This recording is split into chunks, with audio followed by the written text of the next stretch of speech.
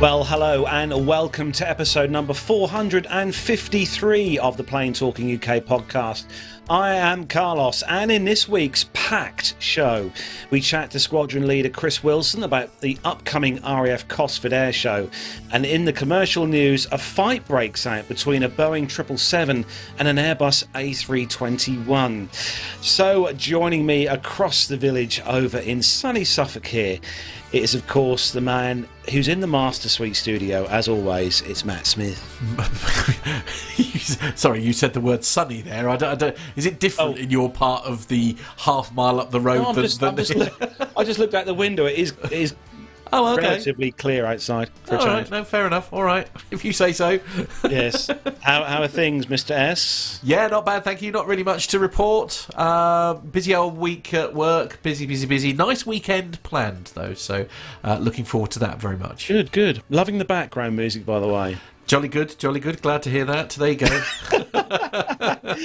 And he's back again with us this week. He's probably he may have logged some more air miles, but he might be logging some more air miles next week. And it is, of course, the British Airways aficionado, Neville Bounds. Yes, no flying so far this week, but next week it's all changing because I'm off up to Edinburgh for a couple of days, and it just so happens that Carlos is going to be in the same area. So what we thought we might do is try and do just a bit of a meet-up between us. And rather than just walking through the city centre, which is perfectly nice, we thought why not go to the Museum of Flight at East Fortune. Now, I've been there in 2015, which seems ages ago now, I must say, and I think Matt's got some pictures of what all that looks like. It's a great day out, actually. So what we thought we'd do, we'll take the camera and the fluffy mic with us, and we'll do some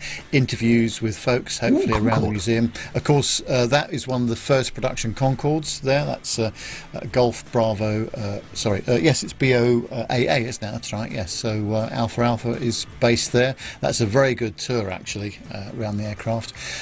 So if anyone is in that part of the world, just about half an hour outside of Edinburgh city centre, please do come along. Carlos and I will be there from probably around about 11 to 11:30, something like that, I would imagine. So we'll be looking forward to seeing folks there.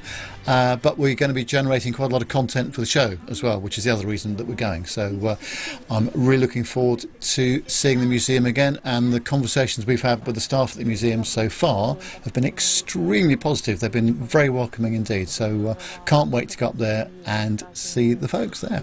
Sounds amazing. I know it's one of those strange, weird times when both mine and Nev's schedule lines up in the same part of the UK. Well, I mean, you say that, but I mean, Nev has had to alter his schedule slightly. Well, he's slightly altered his schedule, yeah. Bless him, he's done well. But no, looking forward to that next Wednesday. And also joining us back again this week, and it's great to have him back on the show, as always. It's the fourth member of our hosting fantastic team. It is, of course, Armando. Hey guys, how's everybody doing today? All good. That's good. I'm glad you responded, Carlos, because that's my public service announcement for the week. I have begun planning Carlos's trip to the United States.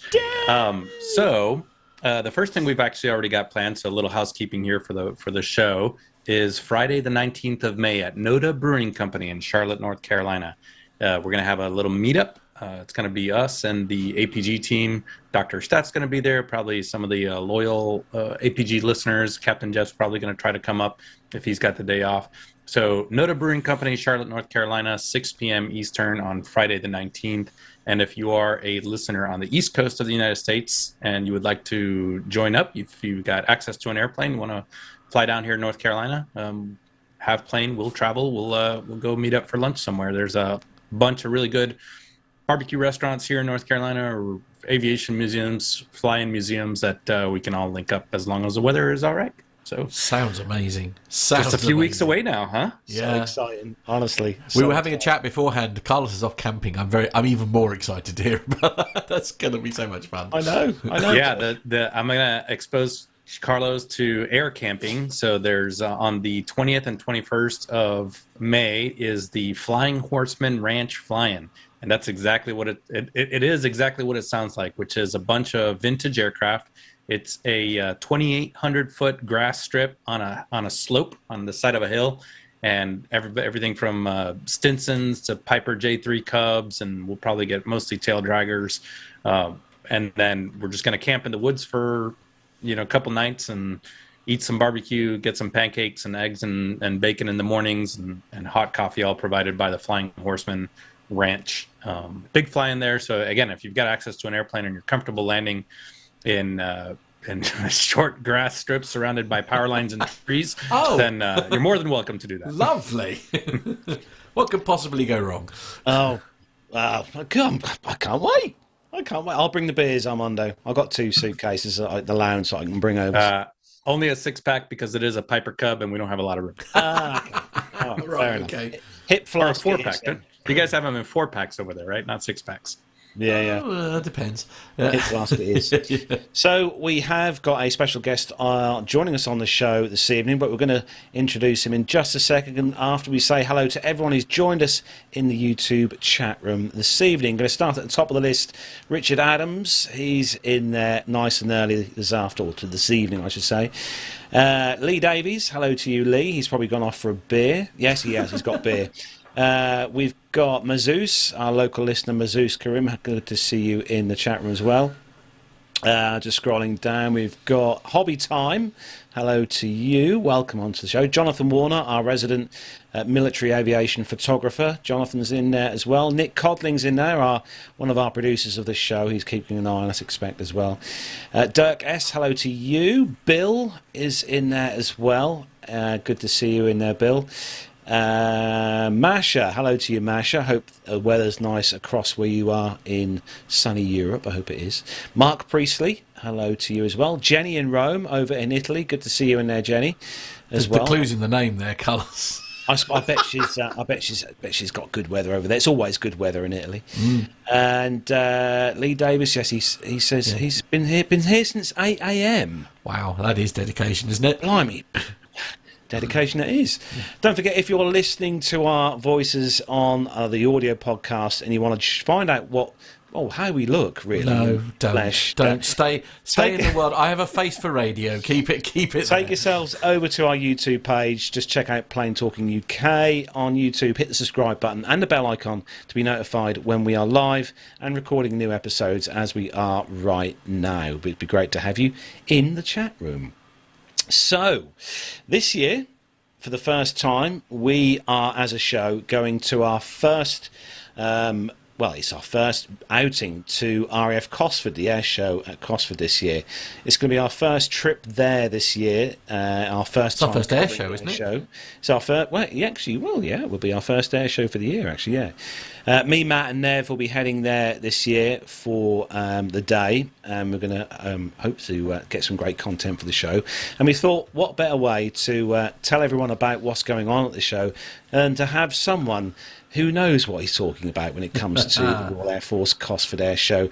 So it gives me great pleasure to welcome onto the show is Squadron leader Chris Wilson. Welcome onto the show, Chris. Good evening, everybody involved and everybody listening. Thanks for having me. I should just point out that the person who does know about the airshow couldn't make it tonight, so you've got me. I'm sure you'll be fine. So anyway, thanks for joining us, Chris, and thanks for coming on this evening to talk to us about the air show. So before we get into the kind of ins and outs of the air show and what goes on there, tell us a bit about yourself and what you do within the Royal Air Force. Well, I've served now for just over 31 years. Started life as what we used to call an airman, and we now call them aviators, and we've had a name change. And I commissioned probably to become an officer about 12 years into my career. I've done various jobs in the UK and around the world, but latterly, for the last few years, I've been a media officer. I am the media officer at RAF Cosford day to day, but then that means I'm also the media officer for the Cosford Airshow. From anybody listening from across the pond, Amanda will know it's the equivalent of what you would call public affairs in the US. Nice. So my job day to day, when I'm not involved in airshow business, is I'm just really involved on a regional level about RAF Cosford, what it does, trying to sell that to the public and talk to the public about what we do at Cosford. Talk to the press sometimes and things like that, and just generally deal with engagement in the local area. So with the air show itself, then, Chris, obviously the planning I'd imagine goes into effect probably a year in advance. I'd imagine is that kind of where it sort of starts with the air show planning? Yeah, we normally give ourselves maybe 2 weeks to a month off after the air show finishes. We'll go through a phase of, as you'll probably understand, where you get around a table and you look at all the lessons identified from the previous show, what went really well, maybe what didn't go quite as well as you would have liked it to have done, what smacked you around the face that you didn't see coming at all. And you sit down and you work out what those things were and how you're going to change things for next year. And then pretty quickly, yes, you start to get into the planning for the next year's show. So it's quite relentless, really. One sort of slightly off-piece sort of question, really, Chris, for me. Obviously, we've had the pandemic. That will have had a significant impact on presumably a couple of years of not being able to put shows together. Is this the first or second year since you've been able to sort of come back, if you like, all bells and whistles? Yeah, so this will be the second year we've been back since the pandemic, but it's the first year since the pandemic when we've had what we would consider to be a proper planning cycle. Right. The decision for last year's air show in 2022 was actually made quite late in the day. So where we would normally have had maybe the best part of 9 months to put things in place, we did it in about 5. Wow. And those of you who are aviation enthusiasts will either know or at least understand that there are probably certain key points along a 9-month period where certain things have to happen for an air show. And before we'd even announced, we'd missed some of those key points. Wow. So we were on the back foot straight away. So it's not the first air show since the pandemic, but it's the first one where we will have had a proper planning cycle in place. Love that. So I've seen the videos online, Chris, and I've seen obviously reports from previous years' shows, and you guys look like you have a fantastic lineup of display acts and stuff, on the show day and that. But how does it go? I mean, do you get the display teams mostly all Royal Air Force display teams, or do you obviously get display teams from other kind of aerial kind of display teams in? Yeah, the last Royal Air show. You got me? Oh yeah. I think you're back. Yeah. I work at Cosford. I live in North Wales when I'm not at work, so I should have probably mentioned that. Really, deepest, darkest Wales. But we should be fine. So you'd like to think, with it being the last Royal Air Force air show in the calendar, that you'd automatically get every single asset that the Royal Air Force has. But of course, you know that that's not always really possible. The fleet of aircraft we have are very busy and are out there doing jobs on a fairly regular basis. And sometimes when you think you've got an aircraft, at the last minute you don't have it, and vice versa. Sometimes you get something at the very last minute. We try and have a healthy mixture of, the Royal Air Force fleets, aircraft from other nations, whether that be civilian or military, and then of course some of the privately owned civilian aircraft from around the UK as well. So it's a healthy mixture, and you're normally aiming to have, if things have gone well, 20 odd displays at our air show. That's what we'd aim for. So in terms of, there's been a lot of changes over the last few years, especially. I'm sort of thinking, without wanting to go into too much detail, obviously we've had a fairly big incident not that long ago, which will have undoubtedly impacted how the air shows are run. I mean, what sort of restrictions do you face now based on that in terms of area that,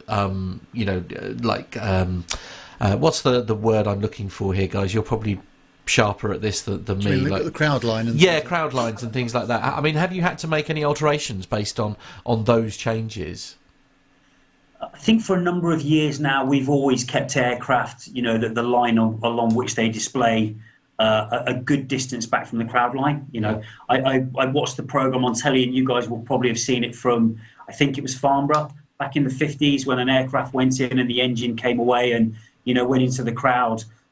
You know, those days thankfully are long gone. So yes, we do keep the aircraft quite far back from the crowd line. But of course, the biggest change I think that we saw was of course post-Shoreham. Yes. That really changed a lot of things in terms of the way aircraft display in the UK. So you'd have what you'd almost call like a high energy box where certain aircraft can display only within a certain area. And not only is it back from the crowd line, but as an airshow organizer, you have to, you absolutely have to make sure you do everything possible to make sure that nobody is under the area where the aircraft is displaying. Yeah. So if you maybe have people who live in a local village, and an aircraft would have traditionally in the past done something that would have gone into you know, the outskirts of a village, and people would maybe sit in their gardens and watch this happening. Nowadays, it's incumbent upon us to make sure we do all we can to ensure that nobody's under where the aircraft would be displaying. And I mean, safety, obviously, I mean, it's always been like absolutely 100% sort of like, you know, paramount. Absolutely. Isn't it? Yeah, indeed. Yeah. Indeed.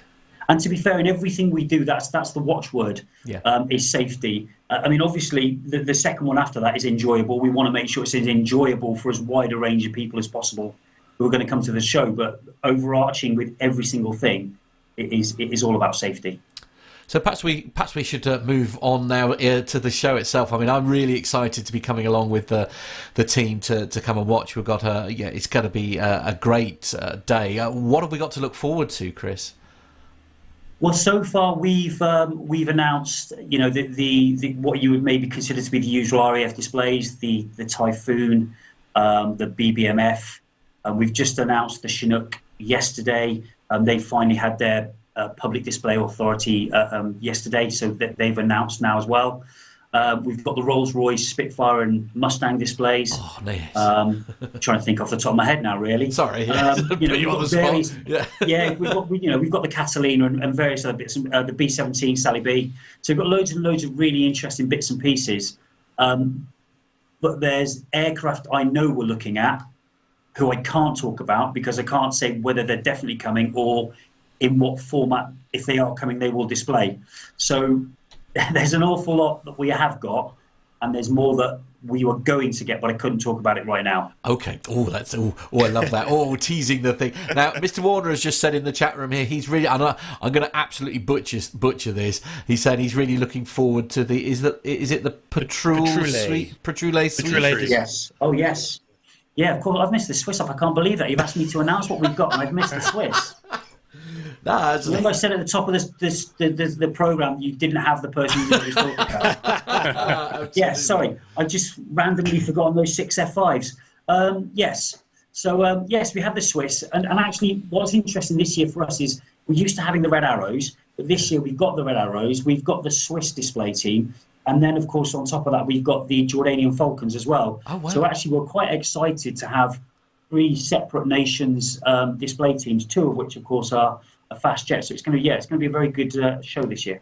I'm so excited! It's going to be absolutely fantastic. Now, Armando, I know you're involved quite a lot, obviously because you've been like involved with like Reno Air Races and things like that. I mean, there's some major logistics obviously involved in stuff like this, isn't there, Armando?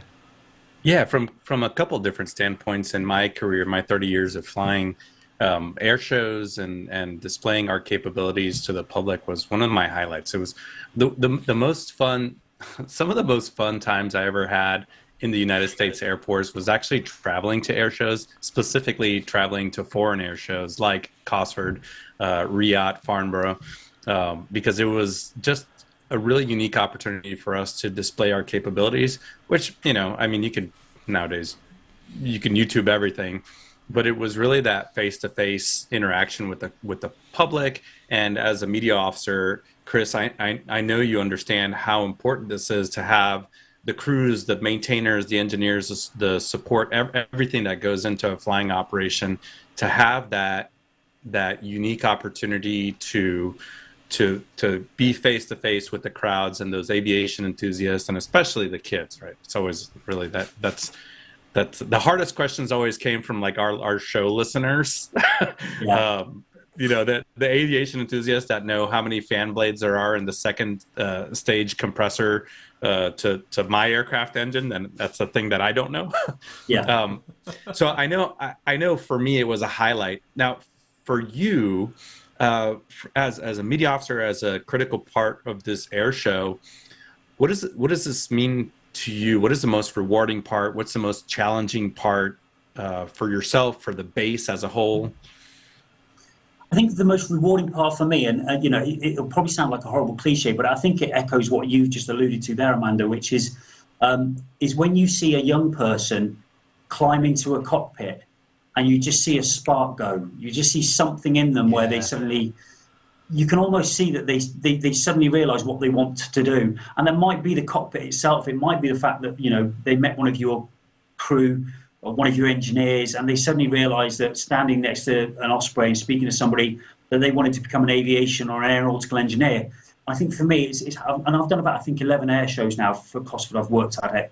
And it's just seeing those young people who are so excited by what's going on in the air, all the things happening on the ground that are aviation related. That's just, you get a buzz from seeing somebody getting that buzz. And of course, one of the nice things you see from that also, you see two things actually when you see that happen. You see the joy on that child's face as they're climbing into the aircraft, and then you see the life drain out of the parent that's standing next to them when they realise what's about to happen. Yeah. But, I think an aviation career is quite aspirational. So I think if a parent sees a young person want to work on aircraft or fly aircraft, I think I'd be chuffed if that had happened to me. But I'm sure that there are plenty of parents who love that thing. But any air show, I think the challenge for any air show, and it certainly is for Cosford, is you guys will understand completely. We're not the biggest air show on the calendar by any stretch of the imagination. We never try and compare ourselves with something like RIAT because that's not who we are. What we're trying to do is enthuse lots of young people about the Royal Air Force, and that takes place in the air, but it also takes place on the ground. So I'd say the biggest challenge for me is trying to, show something that keeps aviation enthusiasts like yourselves interested and makes you want to come to the show, but at the same time make sure there's something for somebody who's coming as part of a family with young children, and that they also leave thinking that was really worth my while. Now, I'm sure most of you, for instance, will have seen the Red Arrows numerous times. But for some people, who come to the show, that's still the one team they want to come and see. They've maybe never seen them before, or they haven't seen them for 5 years. That's who they want to come and see. And it's quite easy to be dismissive of something you've seen routinely, and you just have to remember that not everybody's like you. So the challenge would be a massive audience who all want different things and trying to please all of them if you can. Now, and Cosford is still an operational base, right? Yeah, I mean, we fly in grog tutors if you want to class that as operational. But yes, we are an active airfield, as we would describe ourselves. And of course, what's interesting is it's not a very long runway. So if you have a RIAT, you can pretty much think of everything you're bringing in from around the world. It can land on site, it can taxi and park up, and you've got it then for 3 or 4 days, and it's ready to go. If you're the United States Air Force or another arm, you can bring in multiple aircraft, some which fly and some which go straight to static. We don't really have that luxury at Cosford. The runway's, I think, probably about 1,200 metres maybe at best. So that automatically means that there are many aircraft that we want to display who can't land on. So they've either got to travel from their destination airfield, or they've got to land at another RAF airfield and then come to us literally for the display, which of course adds to the complexity of the logistics. Wow. And speaking of logistics, does this become a focal point for all of the personnel on the base? It's an all-hands effort to put this show on? Absolutely, yeah. It's a really good question, Armando. So there's kind of what I'd call a nucleus of us who work on the show throughout the year, but that's no more than probably about 15 people. Some of those people, even within the 15, it's their day job and that's all they do. They're locally employed civilians who work just on the air show. then there are probably about another 5 of us who are Air Force, but divide our times between our day jobs and working on the air show. And then as you get closer to the air show, you start to bring project managers in and project officers. They are usually serving officers and serving NCOs at Cosford. And then in the last week, the day job stops for everybody, and it's all about turning that very quiet but active airfield into something that's about to see 50,000 people descend. Goodness me, that's a big number. It is, yeah, a very big number. It's huge. And how do you manage that relationship between the military, the RAF, and your civilians, which are such an integral part of all military operations, which is kind of a little known. I talk about it every once in a while on the show, but we really rely on the continuity of civilians. And so how do you manage that with the volunteers, with the outside vendors, with all your logistics vendors? I mean, we technically we don't have volunteers like some air shows do. We have serving personnel, and they're told that they're going to work on the air show. So we have a phrase in the UK, I don't know if it's the same in America, where you're voluntold. Yeah. Voluntold. So we have a lot of people who work at the air show who just, if you're based at Cosford, you know that you are going to work on the air show at some point throughout the year. It just depends on what rank you are and what your day job is as to how embedded into the air show you are and when you come into it. But absolutely, there are still an awful lot of civilians who work on the air show alongside serving personnel and people who come from other parts of the Air Force to bring displays and things. And then, of course, it wouldn't happen without lots of civilian teams that come in and put marquees up and do all the other bits and pieces that turn, like I said, that very quiet airfield into something which, when you come along in a couple of months' time, it is pretty immense. One of my favorite parts about going to air shows in Europe was at 5 or 6 p.m. when the gates close and the announcer says, "All right, everybody, thank you very much for coming for the day. Go ahead and safely make your way to your vehicles." Once the gates closed, all of the air show performers would start getting together, and there was this incredibly unique bonding. So this year you have the Jordanians, the Belgians, the Swiss, probably some U.S. assets, the British assets. That was the best part, is the after party, and it was every single night. Do you guys have that? Is that a benefit, or how else do you entice acts to come in and participate in the air show? Yeah, I think Amanda, you know that what goes on in the after show party stays in the after show party. What I would say is you're absolutely right. It's I think what I've seen at the air show is that sense of community amongst aviators from all over the world. And yes, we do have a massive after show party that thanks everybody who worked at it. And actually we announce who the best display was, and there's trophies given out and things like that. The real sense of camaraderie. But actually over the weekend itself, there are a series of evening events, even as the show's building up, where yes, people will have a drink and relax a little bit without completely unwinding, because obviously there's the air show to come. But that sense of community, I think, is often what brings a lot of teams back to us.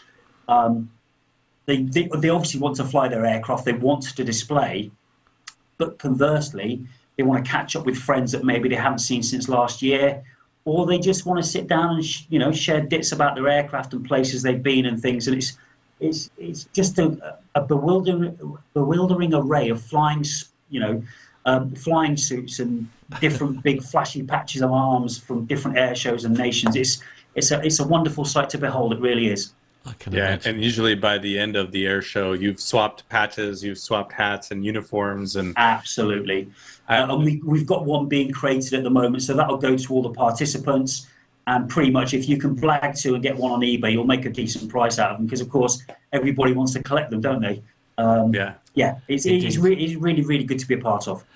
Nev, I'm just going to sort of throw to you, if I may, first of all, for the comment there that Mark has made, because I think that is so prevalent to what we're discussing here. And also, very much you've got so. a couple of interesting questions as well, actually. Yeah, very much so. And I think Mark sums it up very nicely. He says, I remember being at RAF Church Fenton Open Day as a boy, seeing a lightning climb that made up my mind to join up. So he said I think air shows are very influential in future careers, I think, for folks, aren't they, Chris? Yeah, completely agree. And from our point of view, because of course you'll probably know that Cosford really is the home of RAF engineering. Every single frontline aircraft that the Royal Air Force has that is being worked on at the moment by an RAF technician. All of those were trained at Cosford. So yes, there's the flying, but we really do make a big effort into looking at engineering and aviation engineering. And I think a lot of people do make choices to join the Air Force based on what they see at Cosford. Yeah, absolutely. I'm sure. One of the things, of course, that you've got no control of is the weather. And Carlos and I were at the Jersey International Air Display in September. We had a great time there, fantastic chatting with the guys, with Mike, the organiser, and with Les, the display director.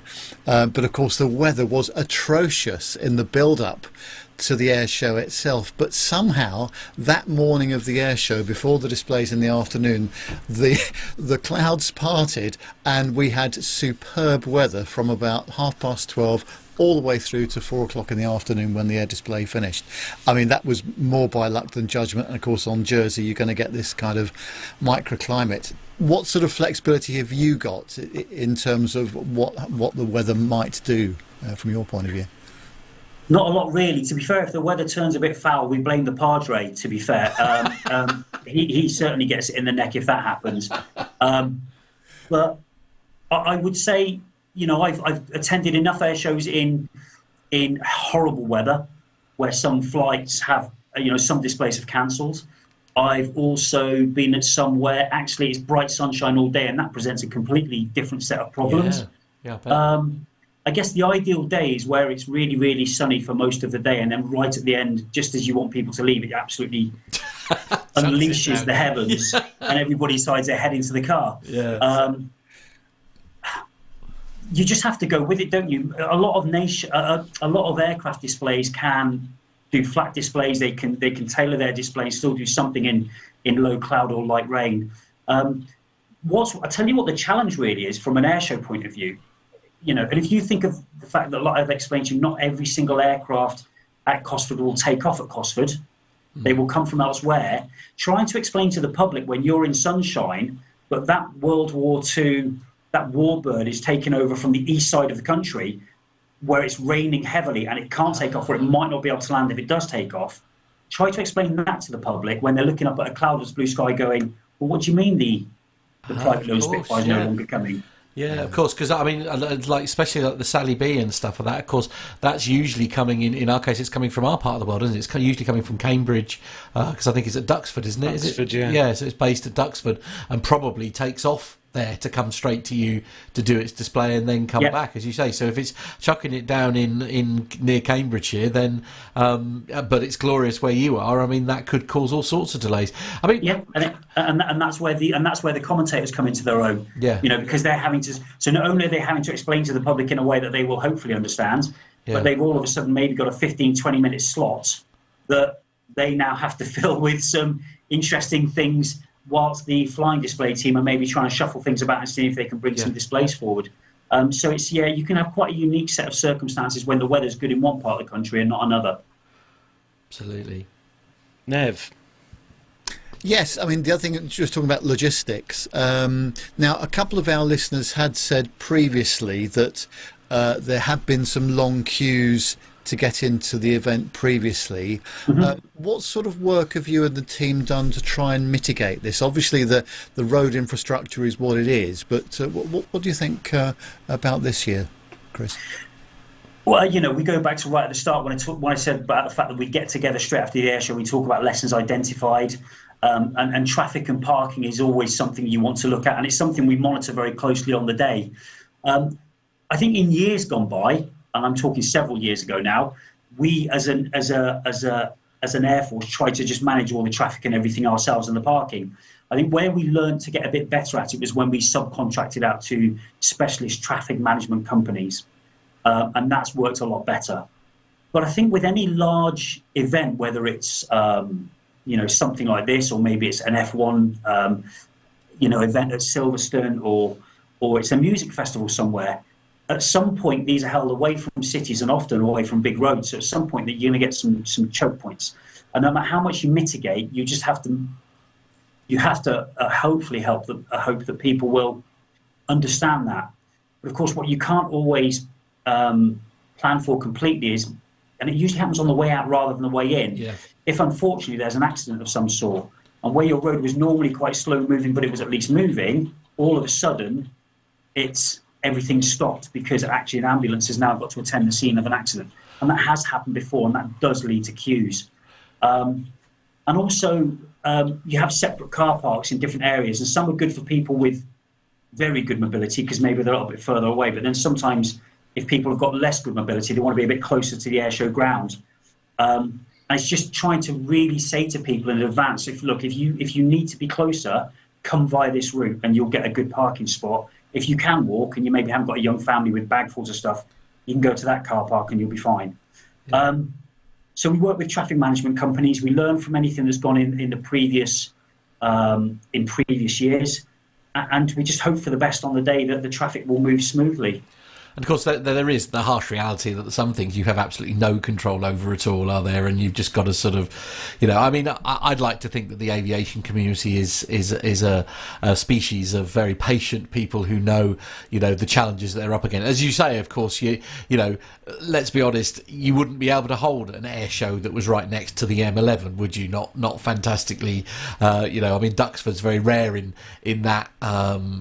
In that regard, but of course that generates its own problems in terms of like access and all that kind of thing, because even though you can literally get to it within a few miles of the A11, the second you come off the A11 you're back onto country roads, and as you say, single track roads often to these places. These airfields were there for a specific reason, not designed for large crowds, of course. No. And that's exactly it. So like Duxford though, we are only within a couple of miles of the M54, but of course you're trying to get 50,000 people, several thousand cars to come onto the airfield, and you're exactly right there. It's not designed for that. It's designed to be semi-rural, and actually it's behind lots of very high wire. It's designed to actually keep people out most of the year, and all of a sudden we invite 50,000 people in. So I think anybody coming would have to understand there might be the odd issue from time to time, but in the same way that I would understand I might be queuing if I go to a concert and I come out at the same time as everybody else. Absolutely. We've got a radio station that we run for the weekend. We're on social media, so we just talk to people as much as we can and keep them updated as to what we know is going on with the roads, and ask them to be patient where necessary. I mean, I for one can't wait. This is going to be so much fun. I can't wait to sort of get there. Looking forward to meeting you in person, Chris. It's just going to be a great weekend of flying, hopefully. And fingers crossed. Have we looked at long range forecasts yet? Nev, have you had? I think it's a bit early. Is it a bit early for that? My local Met can't seem to predict what's happening tomorrow or the day after. So okay. I'm not sure what chance you've got. But at least you've got it in the right part of the year, Chris. True. So I think there's a good chance of some reasonable stuff. It's in British summertime. There's a good chance of rain. That's all I'll say. Yeah, well, true. That is true. I'll put a plea into our well-tamed meteorologist, see what he can find out for us. Absolutely. Really looking forward to it. Going back to the air show, Chris. Obviously, you've got some great display acts lined up for this year. How long? When's a cut-off point to when you can get some more acts in, or have you kind of set a target of what display acts you want to get in, or is there a particular display act that you'd love to get at RAF Cosford but you haven't had the chance to, maybe? I love aircraft as much as you guys do, so I want to see as much as we could, really. But at the end of the day, the flying display director is the person who works out what kind of length of time we've got to fly within, how much time each display wants that and they get slotted in a chart. You've got to leave a certain amount of time between displays for them to get out of the airspace and get the next team in safely. So there's no cut-off as such. We've got teams that we're still waiting on who we can't announce. So we're nowhere near the cut-off. I would imagine we'll get the idea of maybe a couple of things coming up quite last minute. The F-35 for us last year, which was the first time we'd had the F-35 at the show. That was literally in the last couple of weeks that we announced that. And of course, at that point, we'd already sold out the tickets. So we had a lot of disgruntled people who said, well, if you'd announced that earlier, I'd have bought a ticket. And we said, well, we couldn't have announced it earlier because they didn't tell us that they were definitely coming. So you're caught in that position where people think you're withholding information, which you're not. I just don't, as a media person, as a person who puts the announcements on social media, I don't want to put something I know not to be true to only have to retract it, in the hope that they might come and then have to retract it further down the road, because I think that's even worse. So sometimes you'll have people, even at the moment, people are saying we haven't announced enough or we're not announcing things quickly enough. And all I can ever say to people is we're announcing things as quickly as we feel we are able to. And as soon as we can announce an aircraft, we will. And of course, it's in your interests at the end of the day as well, isn't it? You want, I mean, in a perfect world, after a month's worth of planning, you'd love to be able to say to everyone, right, this is the lineup, go buy your tickets. But of course, as you say, with logistics and everything like that, it's just not as simple as that. And of course, and then conversely, what we've seen a lot of this year, because last year we were very lucky. So we had the Typhoon, we had the F-35, we had the Belgian F-16, we had the French Rafale. For an air show of our size, to have 4 different fast jets in amongst everything else we had, people were really quite excited about that. So, of course, this year we don't have the French Rafale and we don't have the Belgian F-16. And some people are kind of getting a bit upset with us because we don't have enough fast jets. And you think, well, hold on a second. We write to so many different nations and ask for their support. But, of course, it's them that decide where they're going to send their aircraft. Why would the French necessarily send their Rafale to Cosford every single year when there are so many people around Europe and in other places in the UK who would like to see their aircraft? So, we have to count ourselves as fortunate as when we do get them, and take what we can get in other years when maybe they've gone to other places. We didn't have the Swiss last year, and I'm really, really looking forward to seeing them. But because I think they were at Duxford in the last year, and people have seen them at other places. So each nation will decide where they're going to send their aircraft. We bid for them, but of course it's up to them to decide whether they're coming to us or not. Yeah, and I expect that's not cheap either. So the word bid for a display, I expect that's I think we've all seen what fuel prices have been doing recently. Yeah. I know for us, and especially at the American bases in Europe and specifically the UK, we always use them as training opportunities. So while I don't know how all the other air forces work, but for us I don't know that we ever charged for anything. I don't think legally we couldn't do that, but we used it as a training opportunity, especially on the Osprey. We would put one on static and then one doing a flying display, and that flying display takes. You usually take an evaluator or instructor, a senior pilot, and then you put somebody else in the seat, and you're really doing the same tactics that you would otherwise be practicing on a Thursday afternoon. You just happen to be doing it on a Saturday afternoon in front of the public. So I think from an aviator standpoint, it was always a training opportunity, as opposed, with nobody's making any money off of this. It's really just pride in showing off your capabilities. This is slightly off topic here, Chris. I'm gonna actually be very bold and ask Armando a question here. I mean, obviously you've got a bit of experience of displaying at these. He looks horrified. Displaying at these various air shows that you did, obviously during your time there. I mean, how does that differ? Like you saying, you were doing ops on a Thursday afternoon. I mean, how does that differ to like something that you would be showing the public? I mean, would much of it sort of change? I mean, are you trying to make it perhaps more visual than you would normally, or are you literally just going through a training op? All of the maneuvers, you never want to try anything new in front of the public. Okay, so, yes, that makes sense. That's generally bad form. And all of the maneuvers that you see in a flying display are maneuvers that have already been trained and practiced and have some tactical applicability. Would you do them in a row like that in a 7-minute span? Maybe not, but there's nothing new that ever gets tried in front of the public. That you don't generally want to do that. And certainly for us at Cosford, because we're so early in the season, the foreign displays often were the first show they're going to be doing the UK that year, so they actually have to practice and get their display validated by the Flying Display Committee. Yeah. So the show might be on the Sunday, but some of the displays will actually come and just fly over the airfield and do their display on maybe the Friday or Saturday for the Flying Display Director to turn around and say, yep, that was good, that was safe, and it's what we were expecting, all done properly and legal and above board, signed off, that's good to go for the weekend. So exactly what Armando says, these displays have been practiced to the nth degree. They absolutely have operational applicability in terms of not only showing off what the aircraft can do and what the aircrew flying it can do, but also what the aircraft's capable of delivering operationally, which is, at the end of the day, why we have them in the first place. Wow. No, I love it. I can't wait. I really can't wait. As I say, it's not long to wait now. No, it's not. Well, no. I'm going to put Chris on the spot here, actually, since you put me on the spot there, Matt. Sorry. Over the past 11 air shows, what has been your favorite act, or is there one act that has stood out as just a wow moment? I think if you're talking about fast jets, it's always hard to look past something like the Belgian F-16. Those guys really, really do throw their aircraft around in quite spectacular fashion. We haven't been fortunate enough to have any, I'm trying to think of, current USAF aircraft, what I call, physically display. But a few years back now, we not only had the B-17 in the circuit at the same time as we had a B-52 come through, and a B-1. And that was pretty spectacular.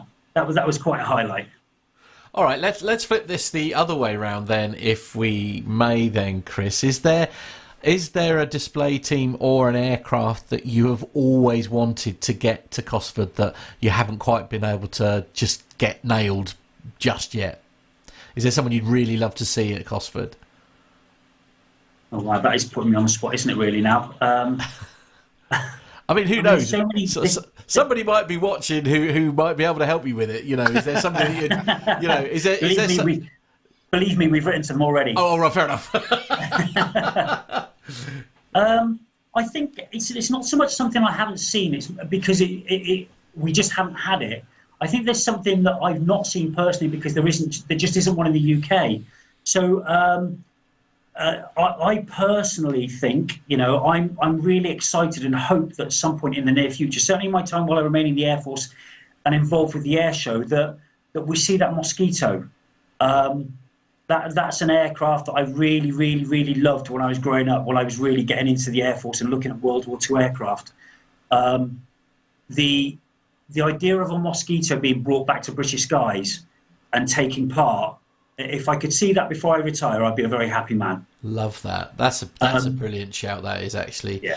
Jonathan makes a good point. Yeah. The German P3, just anything like that, where it's big. In fact, the one thing I should talk about, probably that was quite spectacular, and I think it was the same year as we had the Orion, was the New Zealand 757. Oh yeah.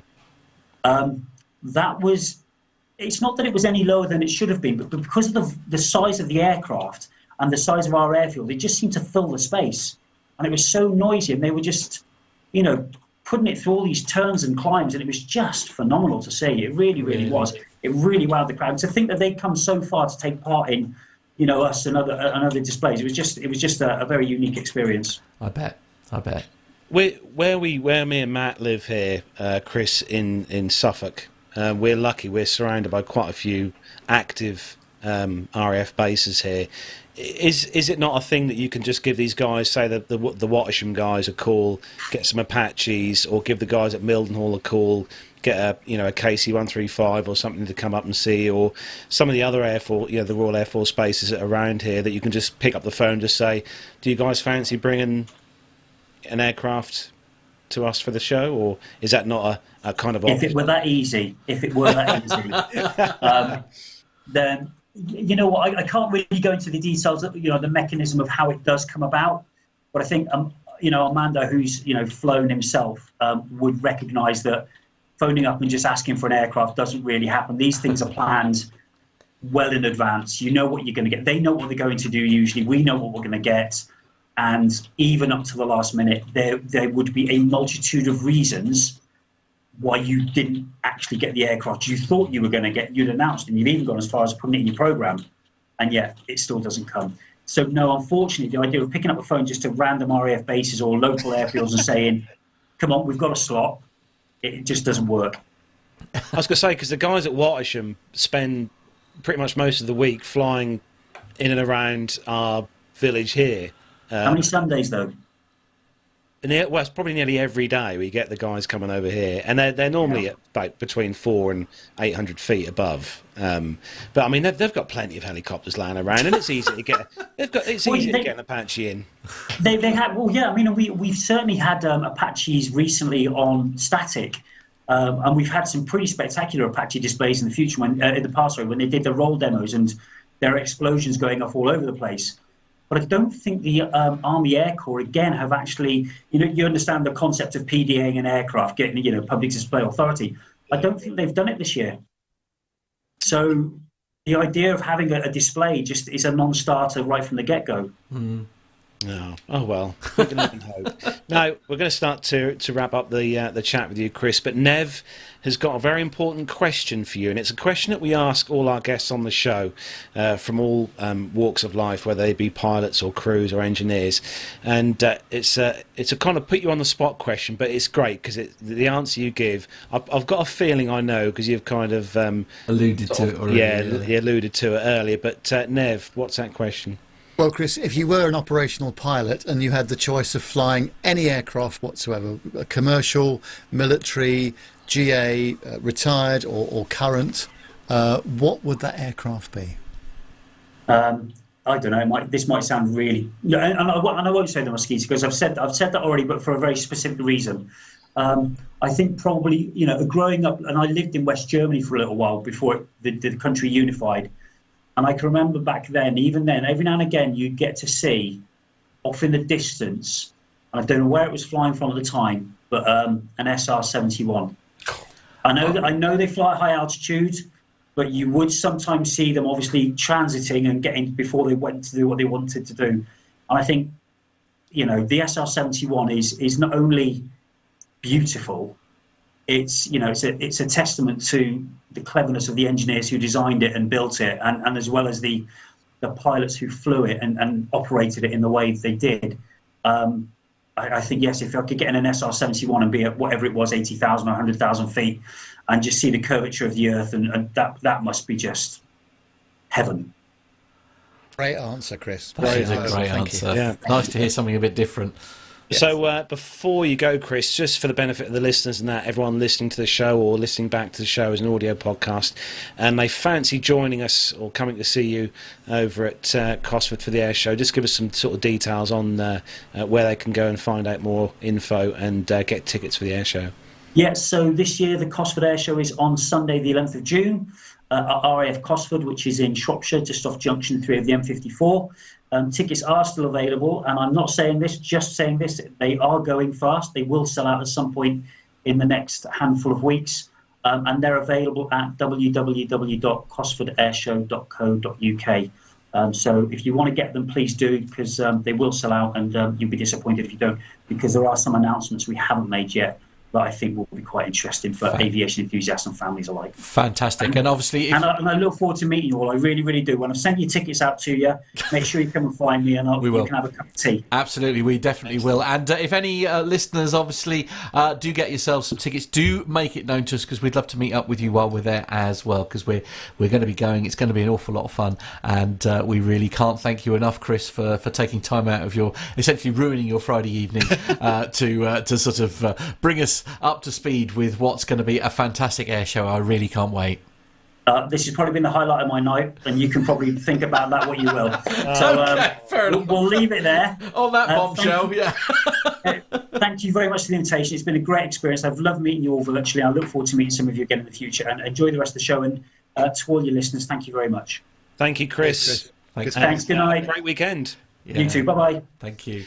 So, moving on with the next part of the show, it's commercial news time. So, are all the team ready? Yeah, we definitely are. Let's do it. Do it. Let's go. The captain has turned on the seatbelt light. Please take your seats and fasten your seatbelts.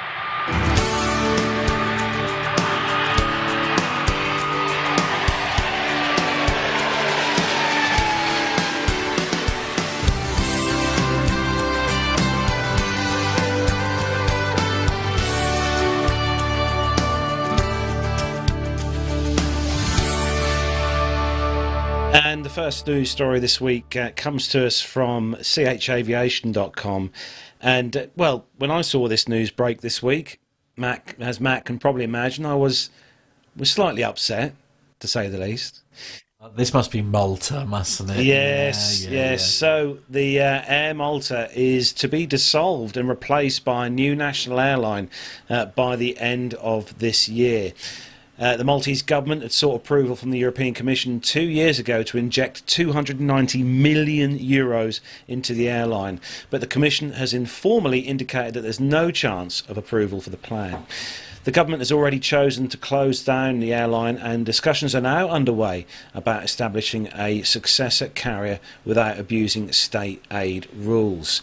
Tens of millions of euros are expected to go towards redundancy and severance packages for the Air Malta employees, and the airline needs significant funding, but it's barred from further state funding until 2026 under EU rescue and restructuring guidelines, which only allow for one aid grant over a 10-year period.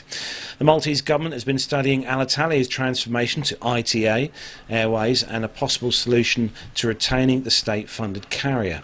The executive chairman of Air Malta has confirmed that the creation of a successor carrier is in the final phase, and the transition from Air Malta will be largely seamless for passengers.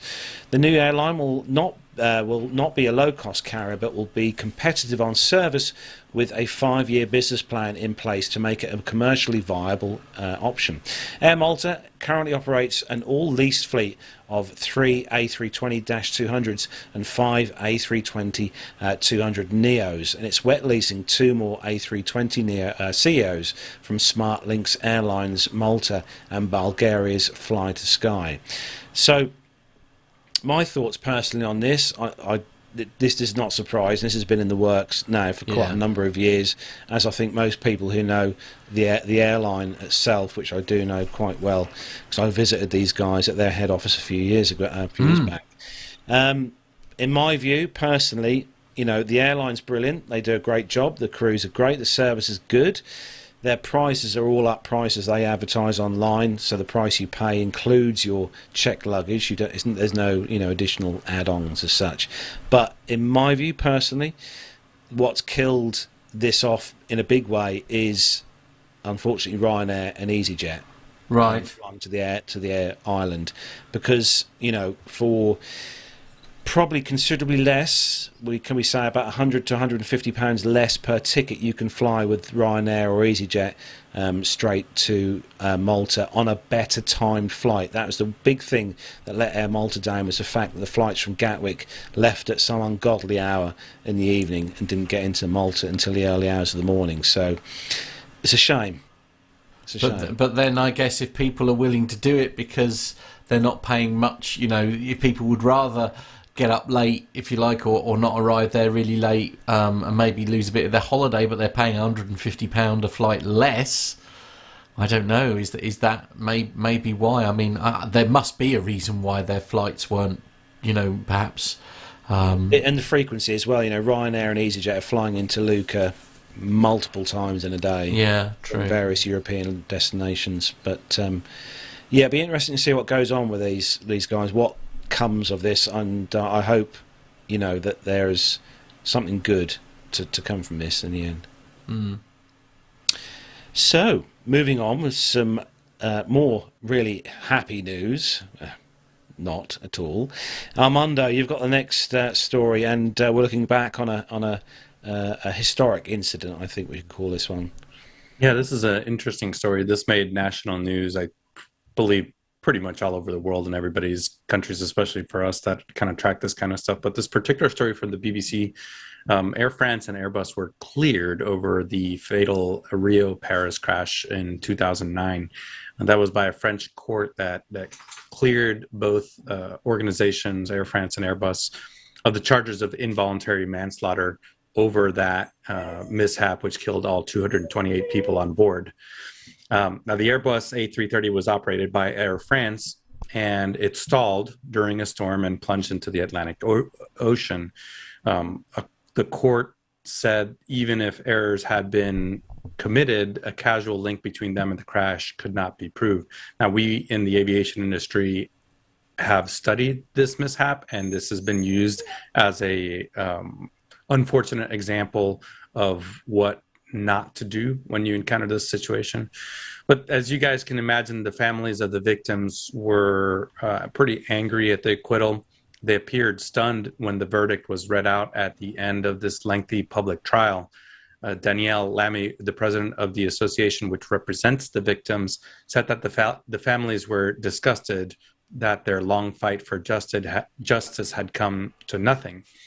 Now, that was extraordinary. This was the first trial for corporate involuntary manslaughter to be held in France. Air France and Airbus had always denied the charges, for which they were facing a maximum fine of 225,000 euros. The companies said that pilot error was to blame for the crash. Now, the investigation revealed that the plane had encountered high-altitude thunderstorm hours after departing from Rio de Janeiro. Then the airspeed sensors froze, gave some false readings. The pilots failed to follow correct procedures and then lost control of the airplane, which plunged into the ocean, as we mentioned. Essentially, they fought it all the way into the ocean despite the airplane's attempts at sort of rectifying their actions. Now, the judge said that there had been several acts of negligence by both companies, but that there was not enough certainty to hold Airbus and Air France liable for the crash. And they stated that a probable causal link isn't sufficient to characterize an offense, according to that judge. Of course, Air France expressed their deepest sympathy to the relatives, and Airbus reaffirmed its total commitment in terms of aviation safety. So all in all, it was 12 crew members, 216 passengers aboard the flight.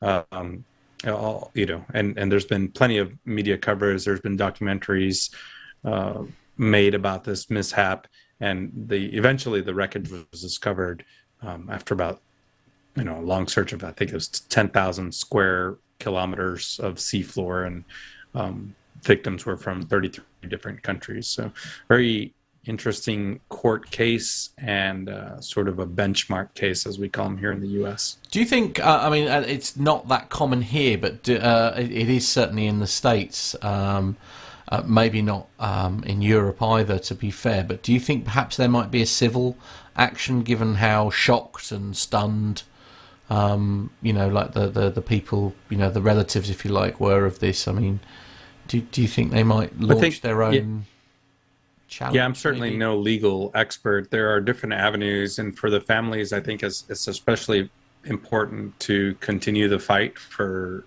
what they consider justice, and to honor their the victims. So I think there will probably be a contingent that will continue to seek other avenues to hold someone responsible, right? Even in our group chat internally, we made the comment of, dead pilots are easy to blame. And that's certainly the case. When you're talking about a carrier like Air France, a manufacturer like Airbus, we've talked about it on the show quite a bit, and when we've had some expert guests on the show that talk about the safety investigation process.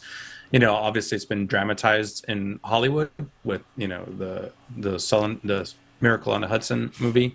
I think it's a lot more pragmatic than Hollywood portrayed, but there's just so much legal, both liability, but just legal wrangling that happens when a mishap like this happens, especially on this scale. But even a small carrier, there's a lot of fine print. To be honest, the victims, when you buy your ticket, there's a lot of fine print in there that none of us look at.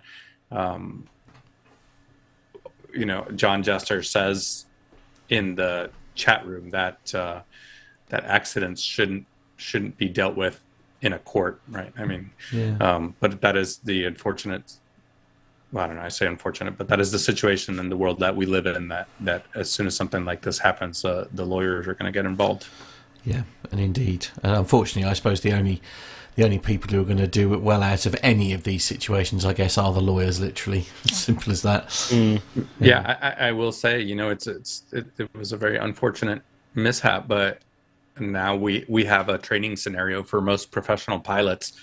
That whenever we go into the simulator, we often talk about Air France 447 and the cruise actions, and in the hopes that there isn't a repetition of that. Yeah, indeed.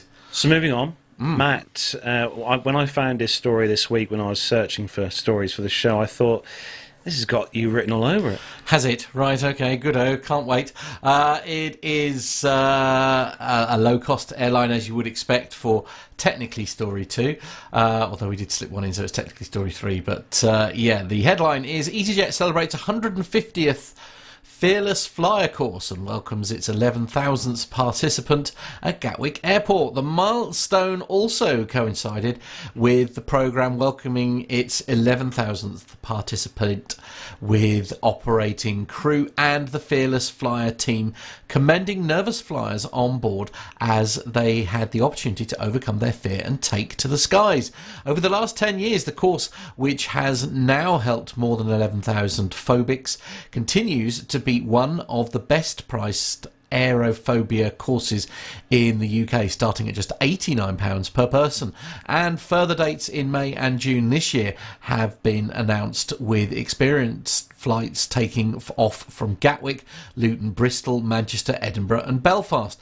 Featuring a virtual element of the programme that was introduced last year, EasyJet's Fearless Flyer course is divided into three main parts. A virtual ground course, where top phobia expert Lawrence Layton and a senior EasyJet captain will explain the unfamiliar sounds and sensations customers feel on board an aircraft and teach them the unique set of mind techniques to manage their nerves. This session lasts approximately 2.5 hours. Then there's a pre-flight 1 hour meet the team online Zoom session, where participants will be walked through the airport experience and what to expect. There'll also be a participant question and answering session, where phobia expert Lawrence Layton and an EasyJet pilot will answer any last minute questions. And then finally, a special 1 hour experience flight from the course airport, where customers put their new skills to the test while listening to a live commentary of the flight from the Fearless Flyer team.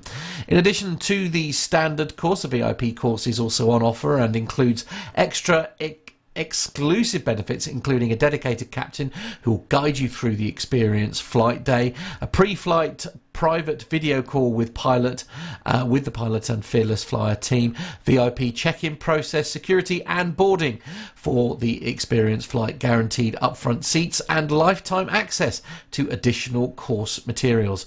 A limited number of spaces on the course are now available, and details on that will be available in our show notes.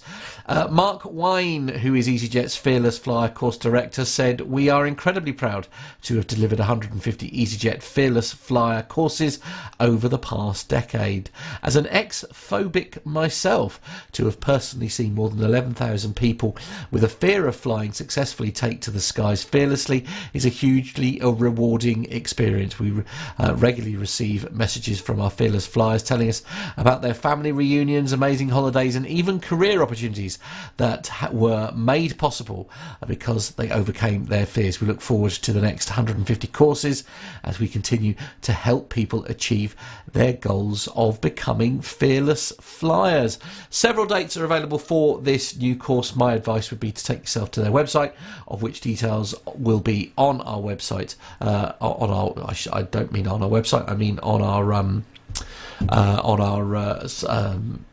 in the show notes, I should say, sorry, for you to take a look if you wish. I was very lucky I got to do mine, because obviously I had a similar experience as Carlos alluded to there.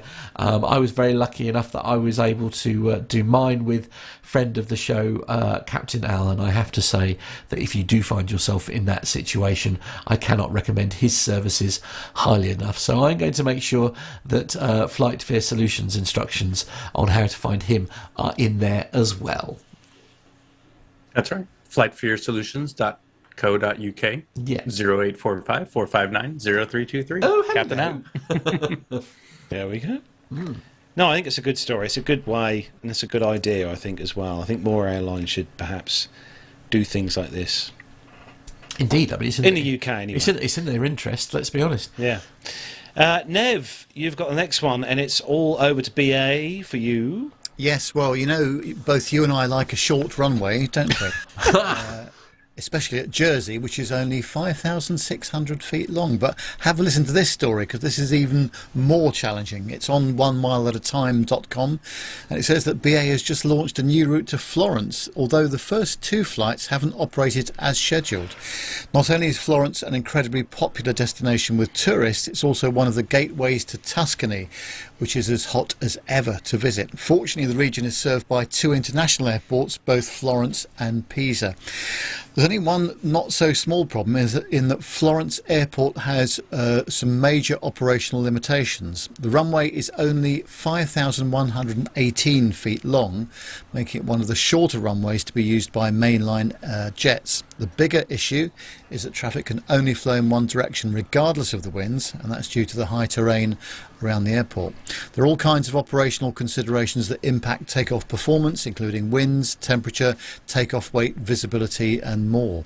This is an area where Florence Airport really struggles, and when you combine a short runway with unfavourable winds and no ability to depart in the other direction, any service to Florence Airport by larger aircraft is incredibly fragile.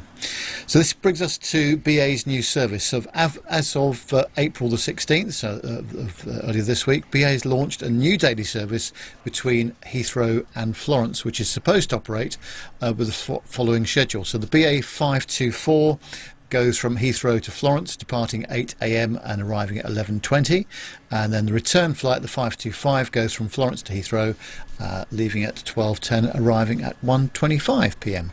The 757-mile flight is operated by the Airbus A320neo, which is British Airways Heathrow-based aircraft that's most capable of operating the service. Unfortunately, the first 2 days of service hasn't gone exactly as planned, as on the 16th of April, the inaugural flight to Florence did okay, arriving 19 minutes behind schedule at 11:39 a.m, but the return flight was a different story. Due to some moderate winds in Florence, which is nothing out of the ordinary, the plane couldn't carry enough fuel to fly all the way back to London. So it instead did the first leg to Pisa, which is only 42 miles away, to refuel, and then the plane took off from Florence at just after 1 o'clock and landed in Pisa at 1:19, departing Pisa at 2:33 and back into London at 3:28, which was over 2 hours behind schedule.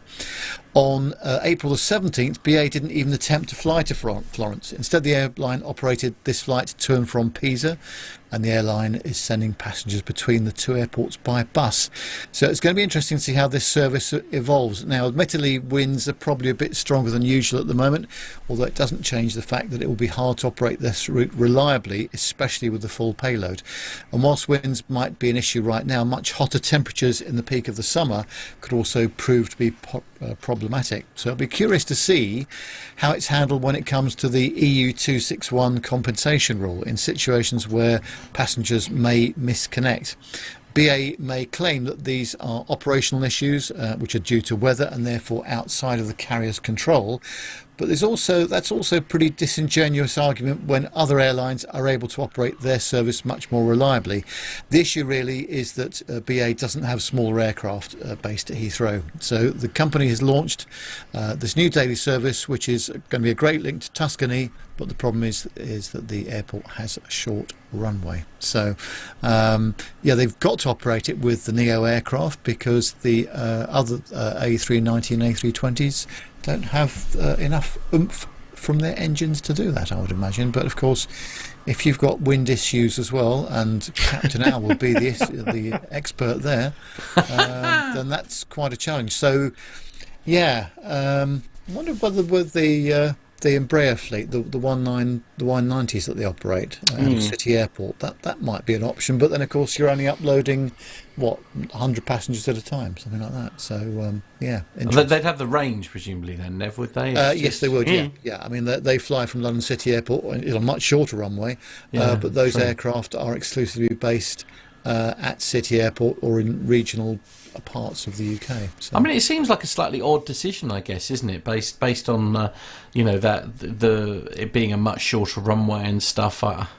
I don't know. Perhaps they're hoping that the weather restrictions and the things that could prevent it from flying. You say it doesn't sound like it's been a fantastic start. Well, the other problem is that coming back, the flight would be, if you imagine that in the middle of summer, it's going to be departing at 10 minutes past 12, so just after midday. That's going to be one of the hottest parts of the year as well. So again, there'll be restrictions on what they can do there.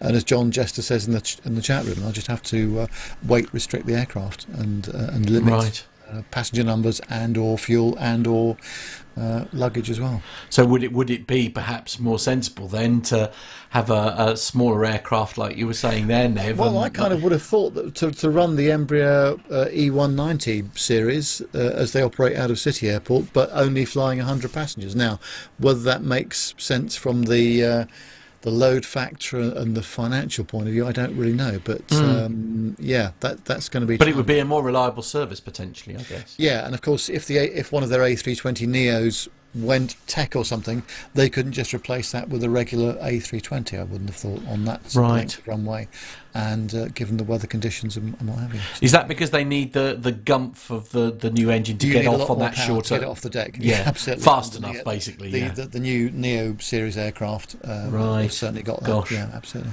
Sounds like they got some. I mean, it's a great route if they can pull it off, isn't it? I mean, it's a great part of Italy to be flying into, but it sounds like they're going to have quite a handful of challenges making it work, I think. Yeah, absolutely. But let's see what happens. We'll find out more as the season goes on. Indeed. Armando is picking up the next story and heading off to space.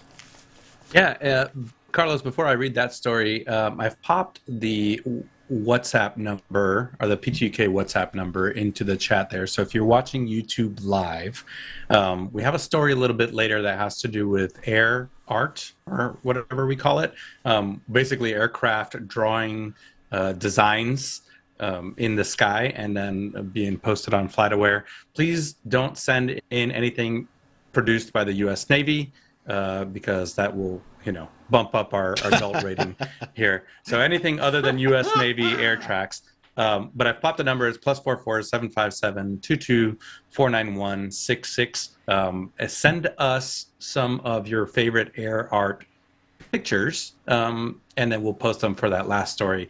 So this next story is from avweb.com. It's the FAA is taking some steps, and this is very relevant today because we just had that big SpaceX launch.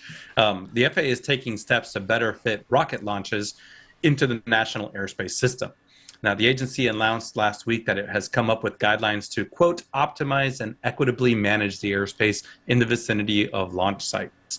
Now, airlines and other operators have been grumbling, including myself, about the diversions and airspace closures that will inevitably result from every single launch, as the country's launch pads, particularly in Florida, bristle with activity from a host of private companies involved in the business. The disruption has increased. Now, the agency will rely on a set of objective factors to better balance the needs of launch licensees, as well as airlines, general aviation, and the military to minimize disruptions, they said in a statement.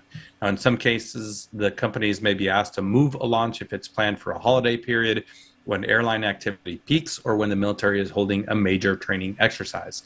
Now, the FAA is also suggesting that companies do more late night, early morning launches when aviation activity is generally reduced. The mission of each launch will factor into its priority or scheduling, and, quote, the FAA will generally prioritize commercial space operations that, one, have national security purpose or are in the national interest, or two, commercial space launches carrying payloads. Now, I put this story in there because I have been relegated to lengthy delays going in and out of Florida. So I think we've talked about it a little bit. I think all our professional aviators, but you guys know there's essentially highways in the sky. There's just like in the UK, there's essentially motorways, A roads and B roads, small routes, bigger routes, major routes, and a lot of these are jet routes, which coincidentally enough, right now, I think yesterday there was a massive reorganization of the national airspace structure on the east coast of the U.S. A lot of our jet routes went away and were replaced by Q routes, which are GPS-driven routes.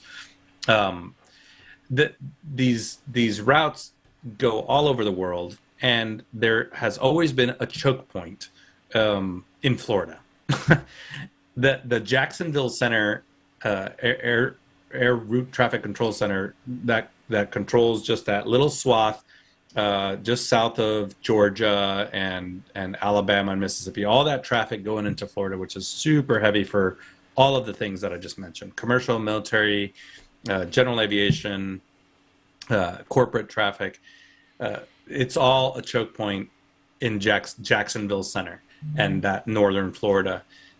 So you add to that, anytime that there's weather, which is pretty often because it's Florida, now usually they'll close down the east side of the state or the west side of the state, which is not very wide aviation-wise.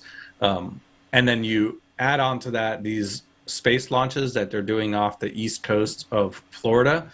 A little bit of Texas too, but really most of the launches are on the east coast of Florida. It just creates a massive headache, a massive choke point, and sometimes you'll be on the ground trying to get your clearance. And now we read the NOTAMs and we say, maybe some of us read the NOTAMs, but we see that there's lengthy delays. Plus the NBA, the National Business Aviation Association, puts out essentially notices to operators saying, hey, expect delays tomorrow because there's a space launch. But this is something that absolutely needs to be addressed. I've waited on the ground in Naples, Fort Myers, Miami, for sometimes up to 3 hours waiting on airspace to clear up because of a space launch combined with weather or something like that. So very important thing that they're going to do, and I hope it I hope it gets some resolution, because as nice as it sounds to say, oh, I was stuck in Fort Myers for 3 hours, it is not that nice when you're in an airplane in the sweltering heat of Florida in the summertime, just burning gas there on the ramp for 3 hours, and most importantly, your passengers don't want to be there. They certainly don't want to be there. So we'll see what happens with this.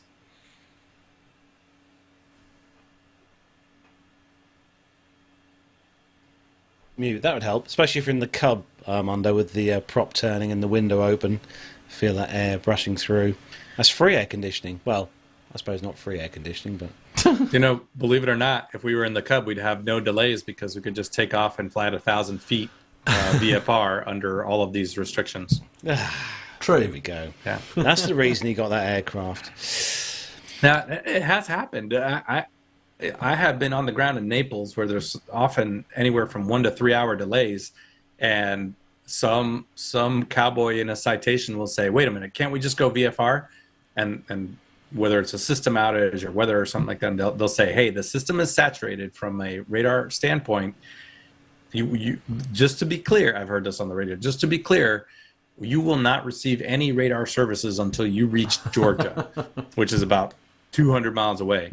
And I've seen some cowboys just say, yep, the Leroy Jenkins, they'll say, send it. We're going to take off VFR and fly at 16,500 feet.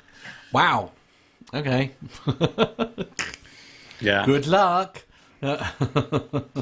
John Jester does say it is amazing to watch launches, especially at night. I've only ever seen one launch, and that was from a military aircraft there at Patrick Air Force Base.